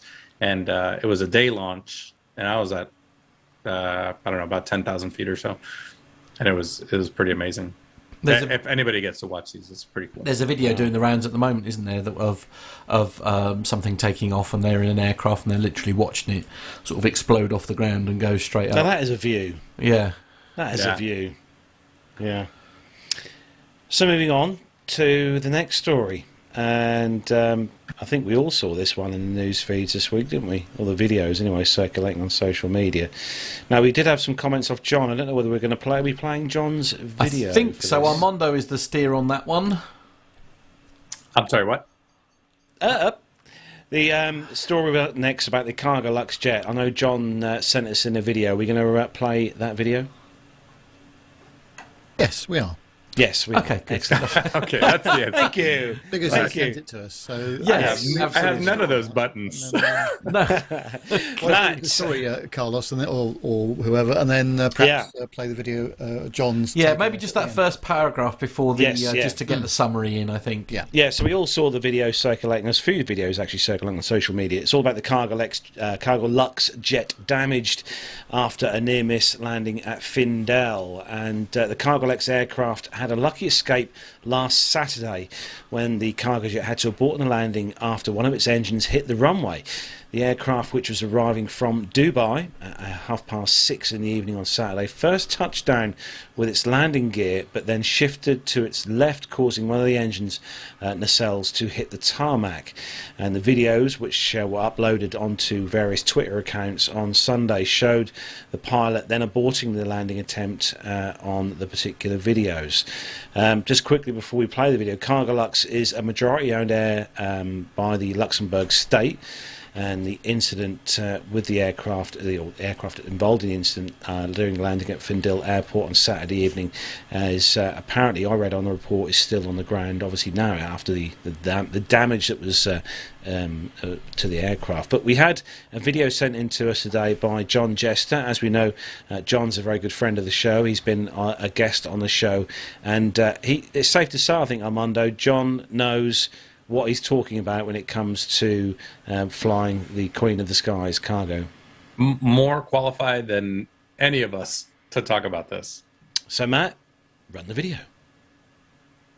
Hello, everybody. It's John Jester, your special 747 correspondent, coming to you live from the home studios. Coming to you to talk about the incident with the Cargo Lux 747 landing at Luxembourg with the hard landing and subsequent pod strike. This story comes from the Av Herald Cargo Lux 747-400 at Luxembourg on April 15, 2023, as an engine pod strike on landing. A Cargo Lux Boeing 747-400 freighter registered Lima X-ray Echo Charlie Victor, performing flight Charlie Victor 7545 from Dubai to Luxembourg, landed on Luxembourg's runway 6, but bounced and the left wing dropped and the left engine CF6 touched the runway surface before the crew initiated a go-around. The aircraft climbed to 4,000 feet, positioned for another approach to the runway 6, and landed without further incident about 15 minutes after the go-around. I'm going to get Matt to hopefully play the video loop there while we're watching this with me talking, and also have a screen grab I wanted to show and highlight something there.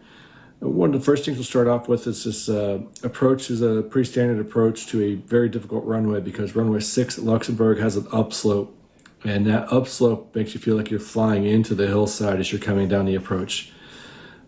Guessing maybe it's probably a heavyweight landing. The speed looks pretty significant. Looks like they're moving along a good clip, which means they're probably heavyweight, and definitely the way the aircraft reacts to the control inputs at the end looks heavyweight. A lot of momentum heading towards the ground.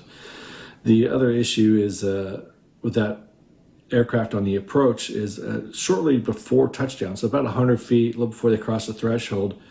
If you watch the video, the nose drops just a little bit, half a degree or a degree, and that can be very critical. That can increase your descent rate quite a bit, and it's driving you towards the ground even faster than you're already going before. And you have this challenge there with this upslope where your cadence is off because the ground comes up to get you right as you're going down at the ground, and your radar altimeter countdown, which is one of the things that helps you prepare to flare, does your power sort of management when you want to do all that, that gets off and your rhythm can be off. And if you're not experienced and not used to that runway, that can be a challenge. I mean, yes, this is Luxembourg and Lux Air's home field, but that's still the big illusion to deal with. I flew in and out of there quite a while with Acme Global, and our airline had also suffered a hard landing here.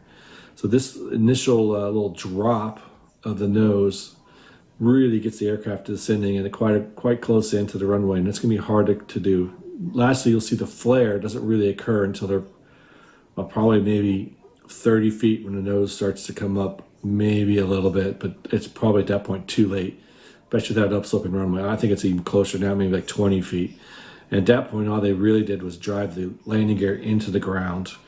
and that's what causes the bounce. And the bounce is quite significant. And one of the other things I wanted to point out is that the aircraft bounces and rolls simultaneously. And if Matt could go to the screen grab I sent him, that shows that as the aircraft is contacting the ground with the number 2 engine, so the inboard engine on the left wing, and the highlighted area is the sparks coming up. Look up at the trailing edge of the wing. You'll notice not only just the spoiler is up, but the left outboard and inboard ailerons are both up above the wing trailing edge. And that indicates to me that there is a left roll input being placed into the control column. Whether that was due to the impact and the pilot being jarred, that's a question for the investigation to deal with. But there is that left input, which is causing the aircraft to roll, and that's why that number 2 engine takes the hit. They were extremely lucky not to catch the number 1 engine. The other things you're going to look at when that video is that nose gets smacked down hard, and it bounces off the ground, and it is quite a hop there. Pretty much as soon as that aircraft impacted the ground, the pilots were a little bit along for the ride there for the next couple of seconds. And I don't see in the video any indications where there was a lot of control movement that would have counteracted this. There's not a lot of elevator up to stop the nose from smacking down. The control wheel to the left was aggravating the situation. And then what you do see, though, is a good response. And I think pretty much as that aircraft was touching down, the thrust levers were coming up. And that aircraft was already beginning to spool up, but it takes seconds for a CF6 on the 747 to spool up to power to get it off the ground. But you'll notice that they hit the ground. There's that roll and bounce off of the number 2 engine and the nose gear kind of simultaneously.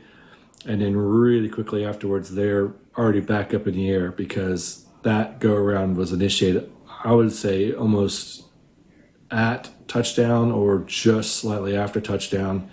They were starting to go around. And that shows that they were sort of reacting, but then they missed a few things potentially. It's hard to say. I don't want to money the quarterback too much, but it's quite a crazy video there. It is a challenging airport, and heavyweight landings there can make you just smack in. Anyways, I hope that is good for everybody and that they understand a little bit better about why this probably happened. And I wish everybody a great weekend. Thank you, John. Amazing video, actually. Well done, John. Sorry? I said well done, John. Yeah, absolutely. Yeah, they're really good. Quite enlightening, actually.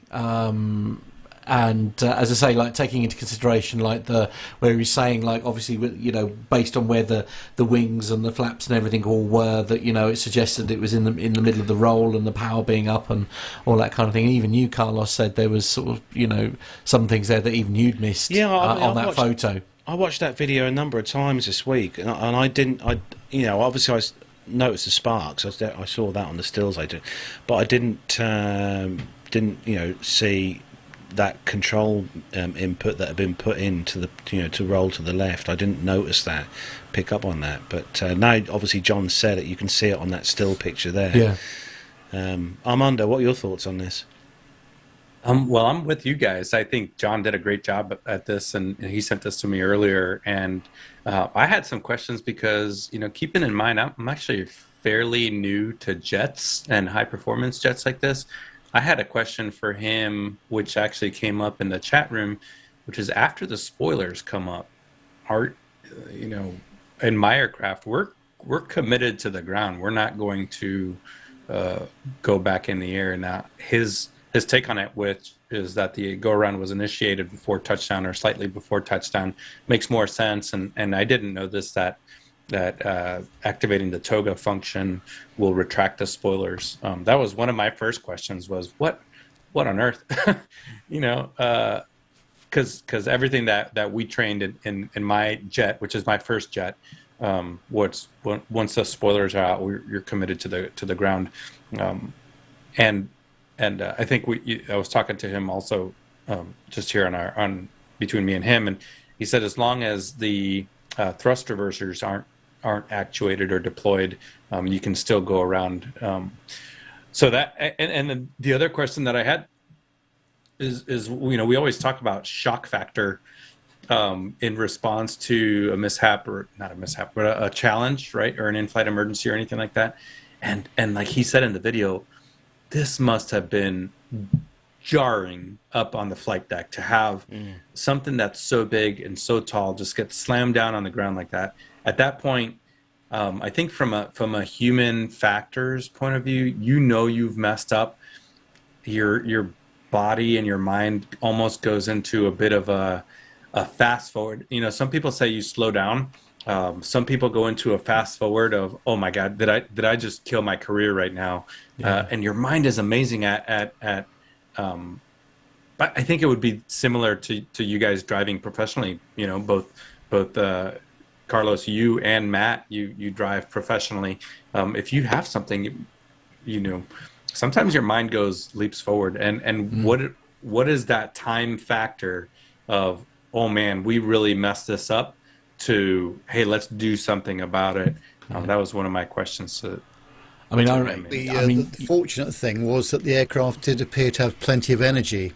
So even with the delay in spool up time of those CF6 engines, it did have plenty of energy, because it did seem to be coming in a bit hot. Very difficult to judge, but there's plenty of energy to get it back off the ground and get the spoilers stowed, I would imagine. But nonetheless, quite a moment, and thank you very much, John, for putting so much detail into that and giving us an insight as to what might have happened. Yeah. Very interesting indeed. It's always handy when we have people like John who this is their bread and butter every day, flying these aircraft. So scary. Yeah, thanks again, John, for that. Armando, you have got the next story on the show this week. Yeah, this next story is another close to home one. This is from Airways magazine. Silver Airways is facing eviction at Fort Lauderdale Airport, which you guys just talked about in the last episode as being Fort Lauderdale International Lake. I think APG talked about it too. So this regional carrier, Silver Airways, has been threatened with eviction from its passenger facilities at the Fort Lauderdale Hollywood International Airport. The facility owners, which are Broward County, are due to meet this week and vote whether to end the regional airline's lease agreement due to non-payment of fees dating back to 2021. Now, Silver Airways, if you guys don't know, operates the ATR-42, ATR-72 turboprop aircraft, scheduled flights throughout the Caribbean, also domestically as far north as South Carolina from Florida and Louisiana. They were once one of the only ATR or turboprop operating regional carriers in this kind of regional jet-dominated market. But according to some reports, Broward County issued some default notices to Silver in January 2022 before rescinding it after some seemingly constructive discussions with the airline's financial controller. But then a promised payment plan failed to materialize later that year, and the owners of Fort Lauderdale Terminal C decided that was enough. There were some reports that back in 2022, the airline had some similar problems in the Virgin Islands, that they had to enter into a 12-month repayment plan with the Virgin Islands Port Authority. It's really interesting, and the reason I put this in there is during this age of pilot hiring and such a pilot's market, we especially if you're starting out in the industry, it's really important to choose where it is that you go to work. And I have worked at Part 135 operators that are super sketchy, both on maintenance, on paying the bills. One operator that I worked for briefly, they had outstanding bills at FBOs, fuel bills, tax bills, maintenance bills. My brother worked for an operator, a Part 135 charter operation, and as a captain, as a PIC of his aircraft, I think at the time he was flying a Challenger, you get a credit card, and when that credit card started getting declined at FBOs for buying fuel, you know that there's something financially going on with the company that perhaps may not be recoverable. So the reason I put this in there is everybody that wants to be in this career field, man, it is a dog-eat-dog world about where you got to go work. And if you get to fly an ATR for a Part 135, that's multi-engine turbine time. Choose carefully, because you have some sketchy operators like Silver and some other ones that are notorious in the industry. Choose carefully where you go to work, because they may not be around very much longer. No, very true. Very true. And a rather striking livery on that particular. Love a bit of purple. I'm just trying to see the silver. Yeah, it's the lettering. I don't know. There's nothing silver about it except like some of their branding on the gates. The airplanes are all like hot pink. Do you remember Silverjet from back in the day, Nev, at Stansted? Yes. Remember them guys? Yeah. What were they operating? Was that a 7.6? Yeah. Wasn't it? Yeah. Yes. Yeah. That was those long haul, cheap seat, posh seats, wasn't it? That's right. Yeah, that's it. Yeah. Flew into Newark, didn't they? Yeah, that's it. I think, and the chat room may correct me, but I think Silver Airways started out with silver Saab 340s. I think there might have been some old Colgan Air or something like that, but yeah, maybe that's where they came from. But we've seen some of these crazy liveries all over the world too. Now, Nev, we're normally talking on the show about passengers fighting in the aisles on aircraft, but this week it's aircraft having fights. Well, as we always say, the flying bit is pretty straightforward, getting the thing to go through the air, but the most dangerous part appears to be on the ground. On aeropeep.com, it says that 2 EVA Airways planes were damaged after an Airbus A321-200 under tow collided with a Boeing 777-300ER parked on the tarmac at Taipei International Airport late in the evening of April the 16th. Both planes were empty at the time of the accident. According to pictures published by the Taiwanese media outlets, the wingtip of the A321 was embedded in the 777's fuselage under the cockpit. EVA Air confirmed the incident on April the 17th, saying that they had suspended the employees responsible for the accident. Then, if that wasn't enough, on the 13th of April, an Emirates Boeing 777 collided with an Air Transat Airbus A330 at Miami International Airport. The Airbus A330-243 with registration Charlie Golf Uniform Bravo Lima had just arrived from Toronto as flight TS948 when it clipped its wings with a parked Emirates Boeing 777-300ER. That's not a clip. At Alpha 6 Echo Golf Hotel. The Emirates 777 was parked in position Hotel 10 Alpha when the Air Transat A330's left winglet hit the right horizontal stabiliser of the Emirates aircraft. The A330 was taxiing into gate Hotel 8 after landing. The Emirates flight was undergoing final departure preparations when the incident took place, with most passengers already having been on board the aircraft at the time. After the A330 impacted the 777, passengers on board the Emirates flight were deplaned and flight EK214 was cancelled soon after. That's such a surprise, really, isn't it? The Air Transat A330 docked at its gate without issue and passengers disembarked. However, the return flight to Toronto, TS949, was also cancelled. That's quite a lot of damage, really, isn't it?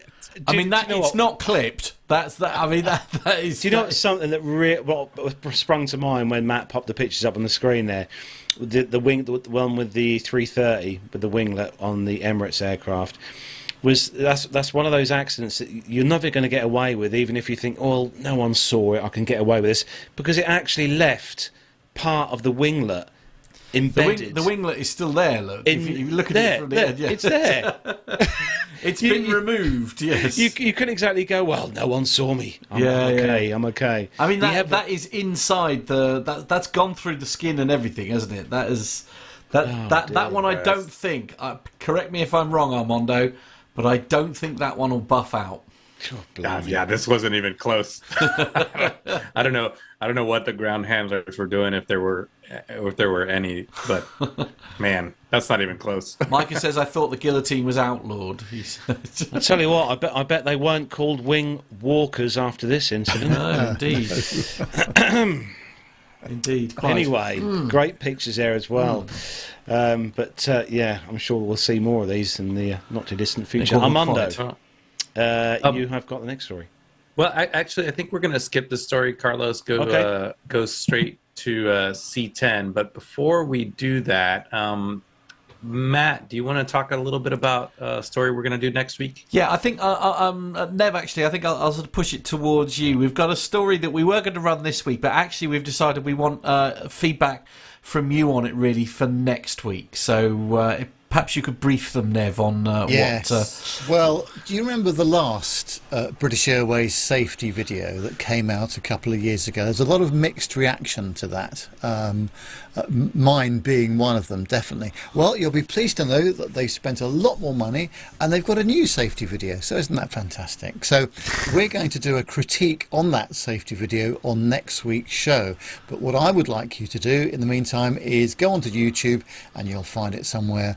The latest British Airways safety video, which runs for about 5 minutes, and we would like your opinions, if you don't mind. Very much You so. can send them to podcast@planetalkinguk.com as a starting point, and we'll read out some of the best and some of the worst next week. We have our own opinion as well. We do. But it's going to be an interesting few minutes when we discuss it, that's all. Yeah, absolutely. I'm expecting quite a mixed bag of opinions on this one, unfortunately. Now, Armando, moving on to the next story, you were referring to, you put a little plea out for that. Unfortunately, I've had, I say unfortunately, we've had 9 people who've sent messages straight in. They've all sent me a picture of the one that's in the... That's the one that's in the story that we're covering anyway. So, very popular. Well, it's like maybe we should crowdsource our show notes. So you have all sent in this next story. This is actually close to home. This is right here in North Carolina at a Raleigh Exec Airport, which is KTTA. Early April, a pilot in North Carolina made their contribution to the growing body of sky art with a ballerina west of Raleigh-Durham. This was a Piper PA-28 from the Wings of Carolina Flying Club. The entire flight path took about an hour to complete, which is actually pretty impressive. Total flight time was an hour and 33 minutes. The finished drawing is about 25 miles tall by 11 miles wide. Now, as you guys can imagine, with the availability of advanced flight planning software such as SkyDemon, ForeFlight, Garmin Pilot, pilots operating smaller aircraft, well, and not so much, because we've actually seen some the Atlas 747 that did a pretty great sky art drawing on their inaugural and last flight. But this, it's increased the intricacy of sky art over the past few years, and pilots, of course, use these flights to build their hours and improve their skills. As we look forward to the future and see what people come up with, I gotta admit, this is like the most intricate. It is. It's the detail done. It is the detail of it. I mean, it's a very recognizable image. You wouldn't get that confused, would you? Yeah, and I would love to know the backstory of this. I'm sure this. This is right around the corner, so maybe I could reach out to the pilot and see what their who their muse was and what their drive was to do this. But this is honestly one of the better ones I've ever seen. It is. It's absolutely incredible. It's basically, it's the maps that we've seen. The Flight Radar 24 trail, if you like, for any aircraft that we've all seen on detailed. And it is literally a ballerina, and there's no question of to the sort of the right kinked leg. In the V formation on the tippy toes. I mean, it's absolutely brilliant. I mean, there's no ambiguity there of what it is there? It's brilliant. Yeah, it's great. Yeah, it's great indeed. Well, speaking of crowdsourcing, I'm going to throw it back to Nev here, and we're going to end the show with our giveaway. Yes, we are. So let's have a look what we're doing. We last week set a competition, and the prize is a copy of Richard Pike's book called Phantom Boys, published by our friends at Grub Street Publishing. And the question was, which RAF base in Suffolk in the UK has a tornado as a gate guardian? The answer is RAF Marham. And I have the answers in the London Biggin Hill Airport hat.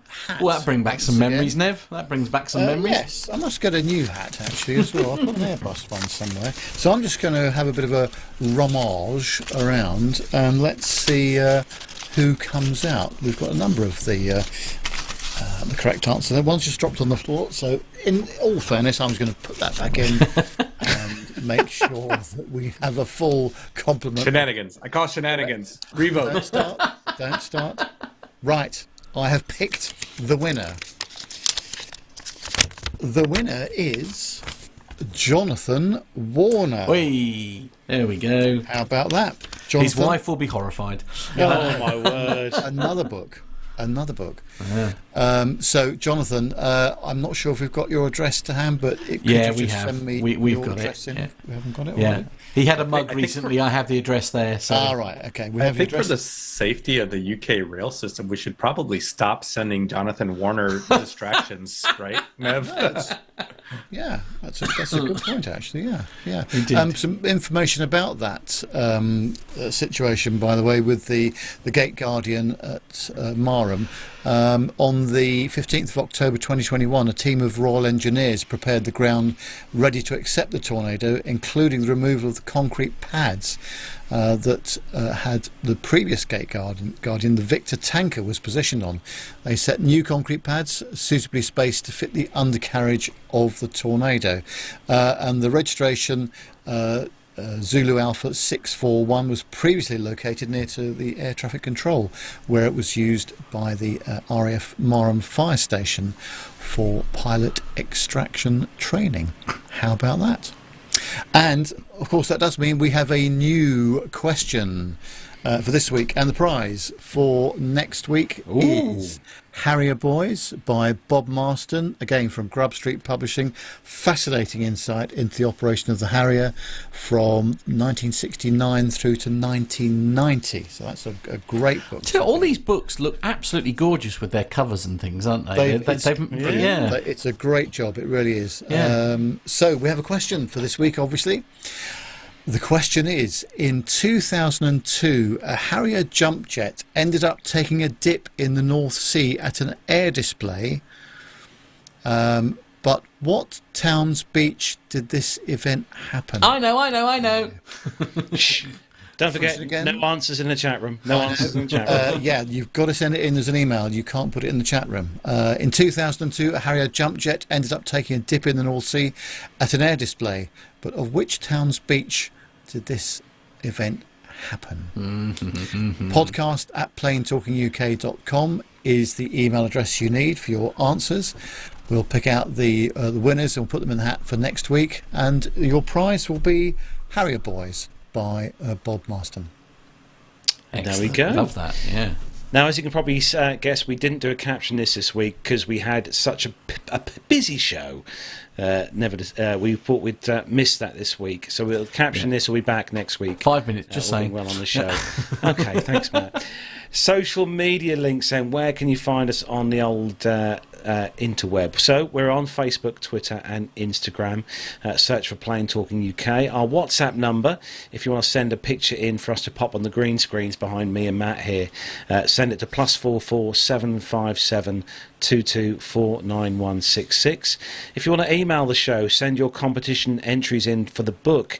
It's podcast@planetalkinguk.com, and the website, allthews.planetalkinguk.com, is where you can find more info on us, all the relative links to the show, the YouTube page, and also there's our shop on there where you can buy your very own P2UK t-shirt with the embroidered logo on the front and the print on the back. We got some fresh ones in from the printers last week, so if you haven't already got yourself a t-shirt, they are 100% of the finest cotton that you can purchase, and they can be yours, along with the military grey mugs, which Jonathan Warner actually has one in his possession now, and our P2UK mugs as well. You can buy them through our shop on there, so get yourselves over to there. And also on our website there's the links if you want to become a Patreon of the show or a PayPal donator on the show and help push the show forward, as you guys and girls do each month with all the content that we've got. As Nev said at the start of the show, we are off to Edinburgh next Wednesday, so if any of you listeners are in and around the what's the name of the museum again, Nev? It's the National then you put me on the spot there. Well, I've got my fluffy mic in my hand. It's the museum that's at East Fortune. That's it. On the east coast of just outside Edinburgh. So, yes, Carlton and I will be there on Wednesday of next week from probably 11:30ish, something like that. And if anybody is around and you would like to meet us up there, we shall be there for the remainder of the day. Yeah, it'd be great to see you.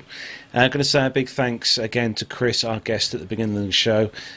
Chris Wilson, the squadron leader from RAF Cosford. Good to talk to him at the beginning of the show. And hopefully we'll get to see some of you guys and girls over at RAF Cosford later on this year for the air show in June. We look forward to that very much indeed. But that is about all we've got time for this week on episode 453 of the show. Thanks, Armando, for joining us as always this week. Are you going to be back on next week? Fingers crossed, hopefully. That's the plan right now. I don't have a whole lot going on next week. Good. Nev, what's going on in the world of Mr. B? Well, obviously Wednesday you're coming to see me in Edinburgh, but all over the country. I should be in Wales on Monday and Tuesday, and then Edinburgh on Wednesday with you, and still in Edinburgh on Thursday for some work, flying back on Friday. So it'll be interesting to see whether BA are using their new safety video. Oh yeah, of course. Or whether that's in May. I'm not sure whether they'll do it yet. But I can't wait for next week's show for the critique of it. Oh, blimey. Look forward to that. Matt, what's going on in the world of you next week? So not next week. I've got quite an exciting weekend ahead this weekend. It's best friend number one's birthday. I'm off to a brewery in Trouse tomorrow afternoon, so looking forward to that. And then Sunday, it's rapidly approaching best friend number two's birthday, so I'm off to Stansted to go and see him. So I've got a very sociable weekend ahead, which I'm very much looking forward to. It has to be said. Well, let's hope the weather stays nice and yeah, right, okay. I mean, we are going to be very close to Duxford, so I do feel like we should probably go and have a nose round there, because we haven't done that for a little while, because he's not been about lately, bless him. So we might torture him with a trip to there. Yeah, I reckon. What do you reckon? Yeah, well worth it. Yeah. And indeed. As I said, we've had a late entry, by the way, Armando, to the plane trails, as I like to call them. Here we go. Somebody's written "Make beer, not war." I love that. That's really cool. That is a good one. I can't see who that was sent in by. Let me have a look. Oh, Dirk S sent that one in. Thank you, Dirk. I like that. Much appreciated. Yeah, that was in Eastern Europe somewhere. I think I remember that one. Yeah, absolutely. I think you're right. Yes, definitely. Right. Sorry, Carlos. Carry on.